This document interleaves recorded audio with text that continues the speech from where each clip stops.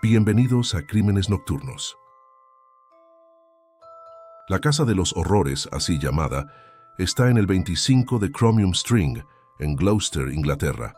Allí se encontraron varios restos debajo de la propiedad de Fred West y Rosemary, desatando una serie de situaciones espeluznantes durante 20 años. En 1994, la policía llegó tras una denuncia anónima, descubriendo restos óseos y más tarde, 9 cuerpos de mujeres enterrados bajo tierra en el sótano de la casa, cubiertos por cemento. La familia West fue responsable de estos actos horribles. La policía de Gloucestershire no anticipaba que esto desencadenaría una gran investigación. Gloucester, en el suroeste de Inglaterra, es un condado relativamente pequeño con unos 800.000 habitantes. La economía de la zona se centra en la actividad aeroespacial, el aeropuerto y la agricultura. Fred West nació en 1941 durante la Segunda Guerra Mundial. Su madre, Daisy, desempeñó un papel crucial en su vida, según los expertos, sometiéndolo a abusos tanto psicológicos como íntimos. La situación económica de la familia era precaria, lo que los llevó a realizar trabajos manuales y a recurrir al robo desde una edad temprana, en un ambiente donde el incesto era lamentablemente común. En su juventud, Fred, el futuro asesino, vivía en un entorno rural. Algunos afirman que tenía relaciones íntimas con su madre y que ella lo instaba a practicar actos similares con los animales de la familia. Otros creen que fue su padre quien lo alentó en estas prácticas perturbadoras. Fred siempre negó estas acusaciones, atribuyéndolas a su patología y considerándolas puras mentiras. A los 15 años, abandonó la escuela sin lograr un rendimiento académico destacado. Aunque tenía habilidades para la carpintería, no se sentía cómodo en las aulas. Optó por trabajar como peón itinerante, ya que su educación formal apenas le permitía leer y escribir. A los 16 años, Fred comenzó a frecuentar clubes nocturnos y burdeles. Sus relaciones íntimas eran efímeras y no lograba satisfacer sus propias necesidades.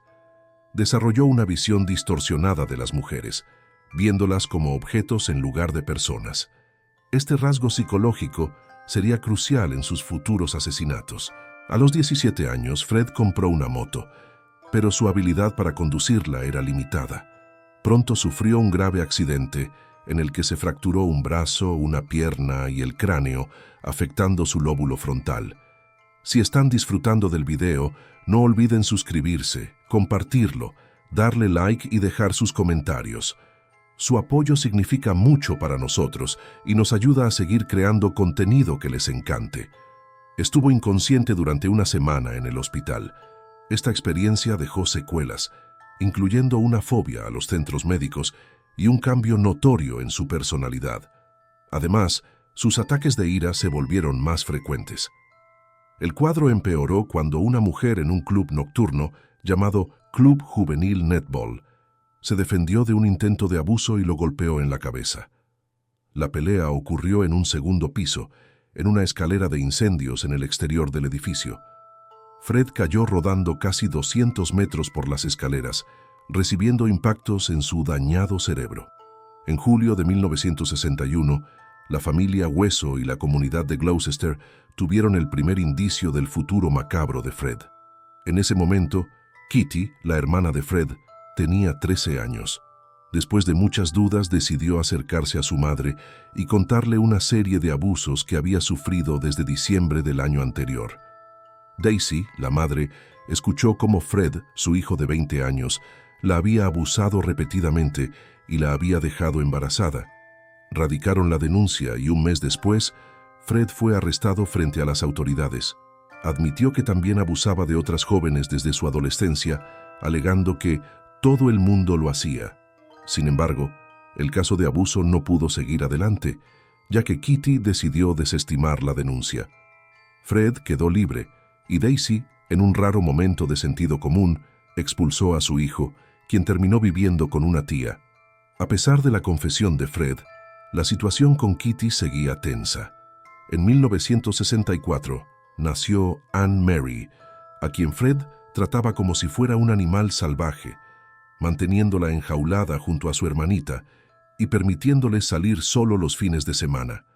En 1965, mientras Fred hacía su recorrido habitual con la camioneta, atropelló aparentemente de forma accidental a un niño de 4 años. Este sería la primera víctima confirmada de Fred, quien ya mantenía una dinámica familiar violenta dentro de la casa y apenas conseguía mantener a su familia con su trabajo.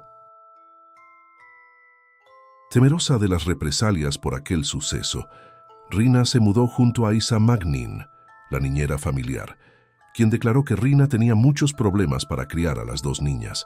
También estaban escapando en secreto de las reprobaciones sádicas de Fred, quien se mostraba cada vez más agresivo no solo con su esposa, sino con la mujer que cuidaba a sus hijas. Fred, por su parte, consiguió quedarse con las 2 niñas y se mudó a una caravana junto a una joven de 16 años llamada Ann Mack, quien había perdido a su novio meses antes y pasaba mucho tiempo en el antiguo hogar de los West, ya que era amiga de Isa, la niñera. Ann estaba obsesionada con Fred. Para aquel entonces, el matrimonio disfuncional no solo estaba marcado por la dominación íntima de Fred, sino por las constantes infidelidades por parte de ambos. Rina tenía una relación bastante estable con un hombre llamado John McLachlan, quien intentó ayudar a su amante en la huida con las niñas de forma infructuosa. Una oportunidad perdida. Fred descubrió a su esposa con otro hombre, la golpeó e intentó acuchillar al hombre. Más tarde, John, un testigo, describió a Fred de forma categórica, diciendo que era un hombre violento y sádico que disfrutaba golpeando a mujeres y niños. John fue testigo de cómo Carol, la hijastra de Fred, se acercó al camión que él manejaba para pedirle un helado, pero en lugar de recibir la golosina, Fred le dio un fuerte golpe en la cabeza. Ante esto, John, indignado, se acercó y le dio una golpiza a Fred. A los 13 años, la niña empezó a abusar de él y, siendo un niño gordo, incluso más pequeño que Graham Rowe, se colaba en los dormitorios de sus hermanos y, amparado por la oscuridad y el silencio de la casa, satisfacía sus oscuros deseos con sus 2 inocentes y vulnerables víctimas.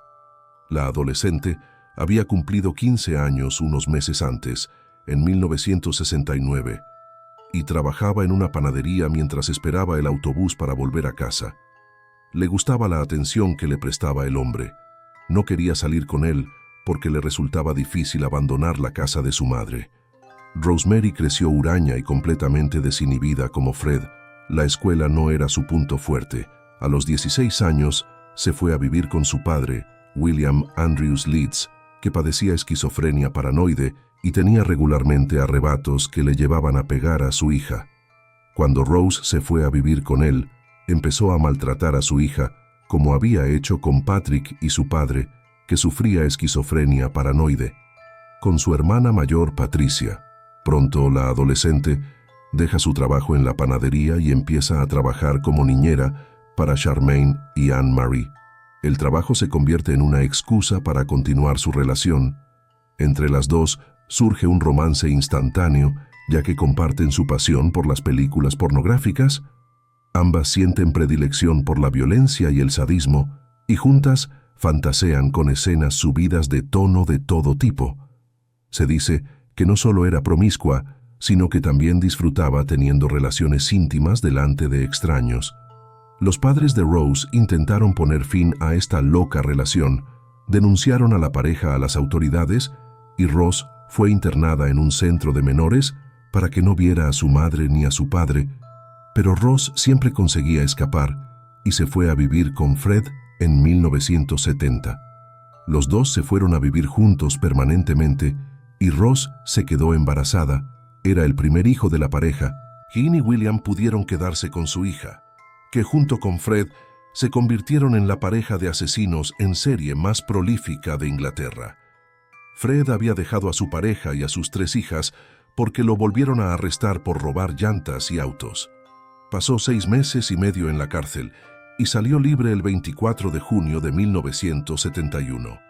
Charmaine, a pesar de ser joven, siempre desafió a su nueva madrastra, mientras que Andrei parecía más sumisa, como si supiera que provocar a Rouge era peligroso. Charmaine intentaba consolar a su hermana mayor asegurándole que su mamá real vendría por ellas.